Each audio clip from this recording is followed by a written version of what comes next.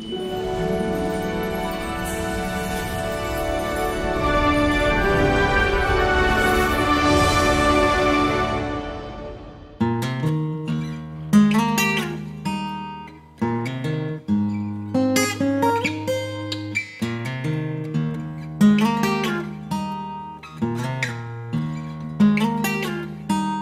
and welcome to the second in our series of 4 programmes showcasing the work of the Tell Me Project, an intergenerational education project designed to motivate older people to record their memories by recounting them to children and to enhance understanding between generations. Later in this programme we're going to be hearing how the police force were viewed by generations in bygone years. But we'll start with something close to every young person's heart, food. And our first interviewer is 10-year-old Cronkyberry student Anna Shaw, speaking with Anne Coleman. What type of meals would you eat on special occasions? Well, special occasions to me as a child would be my birthday. So on my birthday, Mum and I, we would have a bake day and bake all our stuff. We would make cake, we'd make scones, and little tarts, and also we would have sandwiches made, which were very nice. And then come Christmas, which we were all excited about, we used to have a turkey and vegetables, lots of fruit, and we used to really enjoy our meal at Christmas. We never had a lot, but we enjoyed it. What type of drinks did you have? Well, the drinks we drank when I was a child was milk. And especially when we went to school, we had a carton of milk every day. Drinks like water we had. And if we were going out or going out with our little friends, we used to have sachets of fizzy stuff that we put in water and make sandwiches and go out for the day. How often would you get sweets? Well, not very often at all, because, as I say, I came from a large family of 7 and we never had the money. So we would maybe go out with my ninny, which is called a nan today, and she looked after me, and we would have a little treat and she would buy a bar of licorice or a lollipop. What was the most common meal? Every day we used to have to go out and shop for our food, which took us to buy everything fresh because we had no fridges, no freezers. In the home we would have a cupboard with a cold block, which was called a larder. So all our food would be put there for the day, and every day we used to buy bacon and our eggs, meat if we were having. The most common meal that we would have, my father would have fish, but we wouldn't. We'd have like sausage, potatoes and vegetables, or we'd have some meat in the week, or bacon and eggs. Things were, very difficult in them days, so we had to fill up on homemade pastries and potatoes and veg. What snacks did you have? Snacks consisted of, as I say, cakes, all homemade, and sandwiches, egg sandwiches maybe. But then, when you say snacks, when we were at school, we used to go to school dinners. We never had, packed lunches in them days at all. We used to have school dinners, which, became vegetables and good nourishing food throughout the week, Can you explain what you had for breakfast? Oh, for breakfast, every morning we had porridge, made from our fresh milk. And it was full milk we used to get, not skim milk or semi, which I know now today it's still the same type of milk. Then we would have, going to school, when we did, we always had an apple or an orange. Did you grow your own vegetables? Well, not when I was a small child. When I got to 8, we moved to a large house which had a garden, and we did grow our vegetables. We had quite a big plot with carrots and cabbages and onions, you know, and it was quite good to do. Can you explain if you had any food from other countries? We had an uncle who was a seafarer, went away to sea, and he did a lot of fruit in boxes, you know. Yes, bananas mostly. What hot drinks did you have? Well, I can only remember having Ovaltine of an evening. We used to have a drink of that, or hot milk, or we used to also have warmed orange juice. Yes, we did, every day. Did you have your daily fruit and vegetables? We had all the fruit you could think about, as my dad was a fruit merchant, and when he went to the markets, he used to come home on a Monday with fresh fruit, vegetables, and on a Thursday, so we were never without. They say there's a troop ship just leaving Bombay, bound for old Blighty shore, heavily laden with time-expired men, bound for the land they adore. What did it feel like living in the war? Oh dear. Well, I don't know quite how I can answer that one, because that's what we were doing. It didn't seem particularly exciting or anything. It was just some of the things which were exciting. For instance, immediately after the evacuation, there was no school at all. And we had what was called home tuition, which meant that the teacher went round to all the different houses and set us some work, and then came around the next week to see if we'd done it. And this lasted for 2 or 3 months, and I think we rather enjoyed that. In fact, it'd be a good idea to do it now, wouldn't it, probably? Can you tell us your experiences of being evacuated? Yes, I was evacuated to a little village in North Wales, a village called Kilcon, which is just outside Mold. And we stayed on a farm, and there was my friend John and his sister and their mother there. We used to have to walk to school each day, which is about 2 or 3 miles across the fields. And it was a little village school with 3 classes in it. Now, it would probably be years 1, 2 and 3 in one class, 4, 5 and 6 in another, and 7, 8 and 9 in the other one. And it was in one big room, and the classes were sitting next to each other, and they each had their own teacher, and the headmistress, who was called Miss Thomas, was absolutely terrifying. But in those days, there was an examination when you were at your age, and some children went off to a grammar school where they had to travel into Mold, and the other ones stayed until they were 14 and then they left school.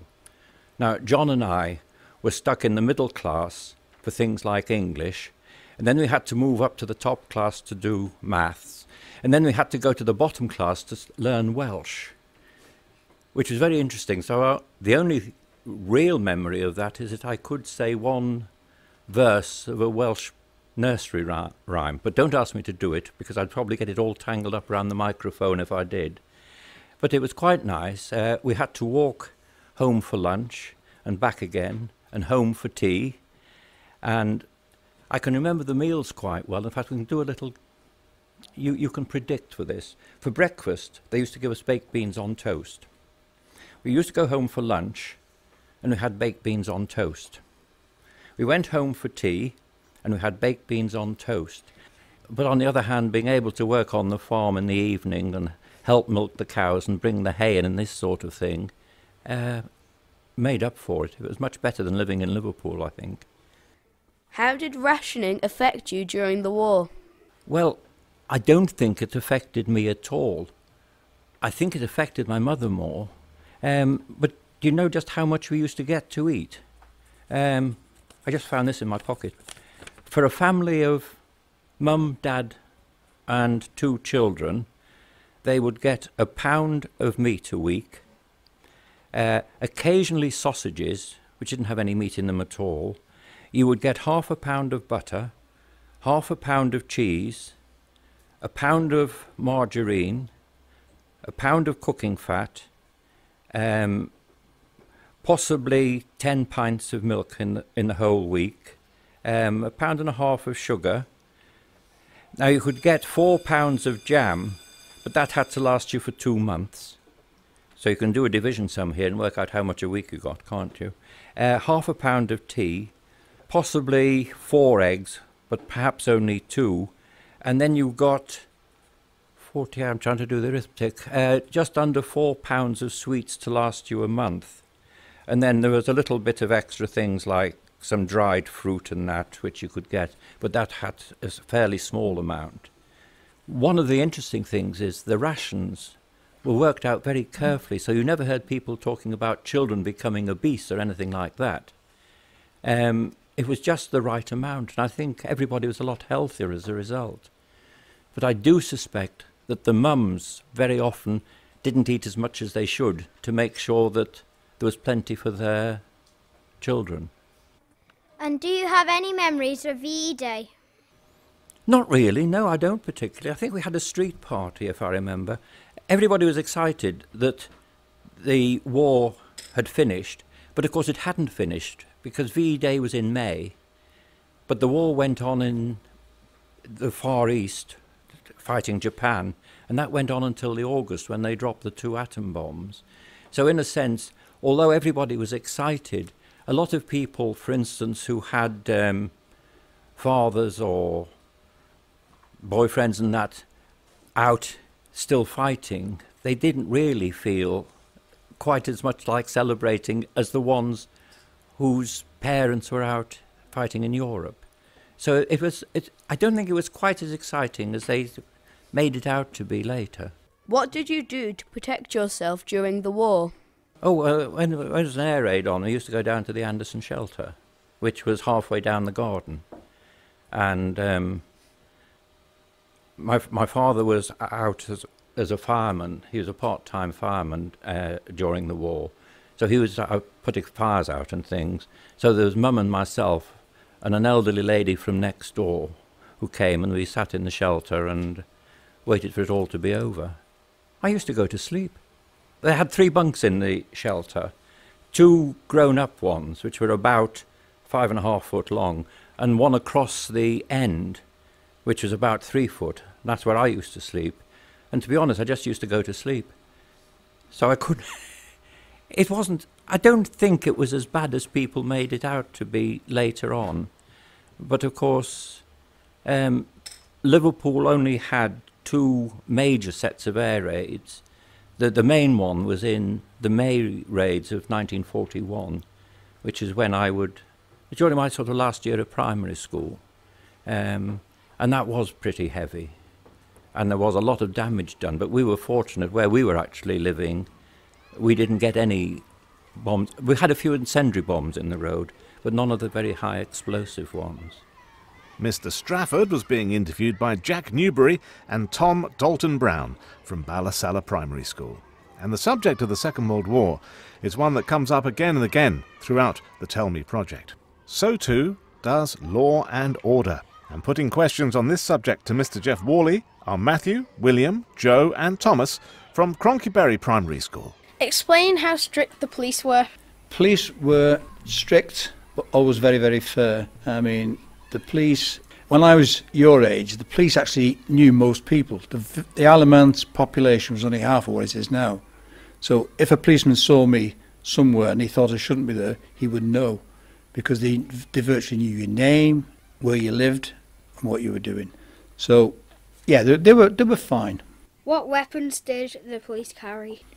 Unlike today, the policemen, when I was younger, only had one weapon, and that was called a truncheon, just like a baton. And they actually used that to either defend themselves or make an arrest and subdue someone who was being violent or things like that. But very, very rarely the policeman used his truncheon, I don't think. What was the police coverage like? Police coverage, well, I lived in Onken, and in the Onken village, there's a sergeant and a police constable, and they used to once again walk around the beat, and occasionally on a weekend the sergeant used to go around on a little Velocette motorbike just to cover the outer areas. But once again, I say they used to just walk around. It was very reassuring to see them walking, because these days you very rarely see a policeman on the beat unless you're down in town. They're always flying past in the panda cars or the police cars, and you don't have much contact with them unless they come into school like they do here. Because when I was at school, I can never ever remember a policeman coming to talk to us. I mean, the other day I saw the police in school, what not to do. Well, once again, you see, that is something now that you've had to live with, this business of drugs. I mean, we never had, or not that I ever remember or never heard of, there were never any drugs around. So that was another thing that, we didn't have to worry about. Binge drinking's another thing. Binge drinking, you never heard of that. People went out for a drink on a Saturday night. Maybe the odd person got drunk and had a little bit of a fall down on that, but no, there was no binge drinking or drugs, so we were lucky in that respect. What were the punishments like? Punishments? Well, apart from the fines you used to get, I mean, if you did something really naughty, like breaking an entry or stealing, you could get the cane. If you're under 15, you could actually get the cane, and it was like a cane. Well, once again, when I was at school, you used to get the cane at school. The teachers used to be able to cane you, but they can't now, which in my mind is not a good thing. I mean, it's just my opinion, that. But anyway, the punishment, I say, under 15 you used to get the cane, and older people who had done things really bad things, used to get the birch. And the birch was a terrible punishment. They reckon if you ever had the birch, you would never get it again. Because what they used to do, whoever had done the offence, the birch was like 6 pieces of birch wood. They used to soak it in water for 2 hours to make it very, very flexible. And then when the person was come to be punished, they used to take him into a room. 2 policemen used to hold his hands, hold him out, put him over a bench, and they used to pull his trousers down and his underpants down and lash him with a birch, depending on how many strokes he was given. You could be given 2, you could be given 12. And there was also a doctor there at the time. And the doctor, after every stroke, because it was so severe, had to just inspect the guy to see if he was still all right, so they could carry on to give him his full amount of punishment. What crime was most committed? Oh, I think like today it would probably be robbery. I think robbery would be the first one, yeah. Maybe drunken disorderly would be another one. Shoplifting from Woolworths. That was it. A main target for the children that used to do the shoplifting. Apart from that, crimes. Oh, stealing apples. Everybody stole apples, I think. It's just a child's thing to do. Were you scared of the police? I think scared's the wrong word. You were very respectful of the police, like you were of your teachers and your parents. I mean, the police, as I say, when I was little, if they caught you doing anything wrong, rather than fill all the forms in, get your boots and everything, he would go all in and give you a good clip round the ear. And that was punishment. And if you went home and told your parents your policeman hit you, you'd get another clout off your mum and dad. What difference were there in the uniforms? Uniforms were very different. I mean, they just had a basic tunic, trousers and top, the old policeman's helmet, which seemed a silly thing to me to wear, because the first thing that happens if a policeman gets into a fight, the helmet goes flying. It's not like the American helmets that are pretty good, but the English ones I don't think they're very good. What were the state of the police station cells like? Unlike today, once again, they were very Victorian-like buildings, very cold, dreary places. I actually saw inside a cell once, which were just a room with a bench in. Everything was very, very bare and stark. Probably a little wash basin just to wash yourself in the one I saw. But nothing plush like they are today. Did you ever want to be a police officer? I did years ago when I was living across. But when you were over there, unlike today, I mean, some of the policemen to me seem very small now. But when I applied to be a policeman, you had to be at least 5'10.5" in height, and you had to be under 28 years of age. And unfortunately, when I went, I was 29, so I couldn't join. That was the regulations they had at the time. They must be changed now because a lot of the policemen are young and small. What else did the police carry? Apart from the handcuffs, they just always have handcuffs, to restrain people. The truncheon or the baton, whatever you want to call it. And the other thing was a whistle, because unlike today, they didn't have fancy phones, they didn't have walkie-talkies, and the whistle was a mean of communicating with someone else in the police force, although there were only 2 of them. If they were downtown and there were more than one policeman, if I was a policeman, I was chasing you, I would blow my whistle. and that would alert anybody else, even the public could help, that police wanted assistance. So that was a means of communication. Where they've got the walkie-talkies and everything today, that was the only way they could communicate with each other. And if another policeman heard that whistle go, he would go towards where the noise was coming from and assist his partner or friend.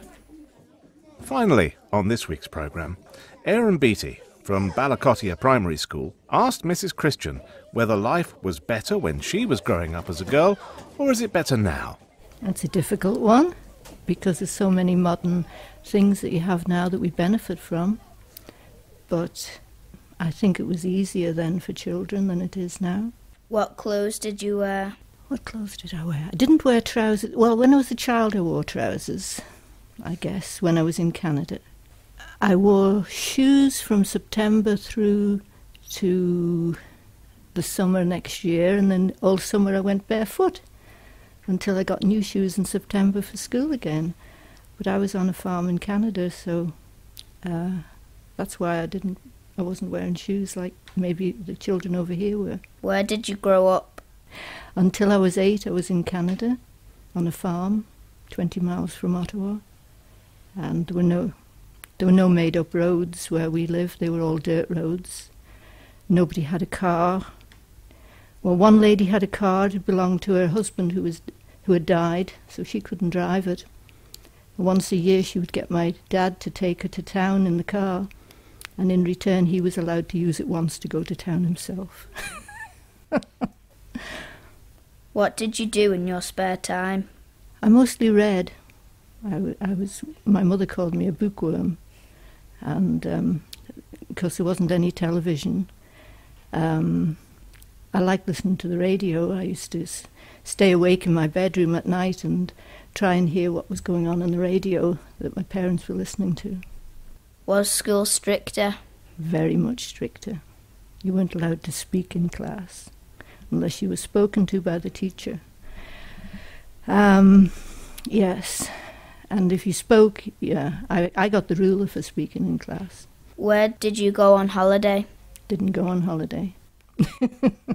When did you move to the Isle of Man? In July 1946. The war had ended in 1945, but I was in Canada, and my mum was wanting to come back to the Isle of Man because she hadn't seen her mum for about 10 years before the war had started. And she wasn't allowed to bring us back to the island straight away because there were mines in the Atlantic, and the seas had to be proved safe before the Canadian government would allow any children born in Canada to travel on the seas. So it was about a year before we were allowed to travel back to the Isle of Man. What games did you play? Hopscotch, skipping games, and the boys would make little trolleys and scoot down the street. When we lived in the Isle of Man, I lived in Hillside Avenue at my grand's for a while, and it was a dead-end street, so the kids all used to play out in the street, put hopscotch patterns on the road, and the boys would have little trolleys that they'd go up and down in, and there were skipping games where two girls would hold a rope and all sorts of... You had to run in and do all sorts of fancy things, which I forget now. But that was mainly the sort of games we played. Oh, and in the school we played 2 balls and 3 balls against the walls of the school. I could never do more than 2 balls, but some of the girls would do 3 and 4 balls, sort of juggling act against the wall. What was the most popular sport? I wasn't really into sport until I went to Ballacomene, and then I liked netball and I liked athletics. I always wanted to do cross-country, but the girls weren't allowed. It was only the boys that did cross-country, so I was a bit upset about that. You've been listening to recordings made entirely by children for the Tell Me Project, presented for Manx Radio by me, Mark Tiley. Join me next week at the same time when we'll have more memories from the Second World War, and we're going to go even further back to take a look at life in the 1920s.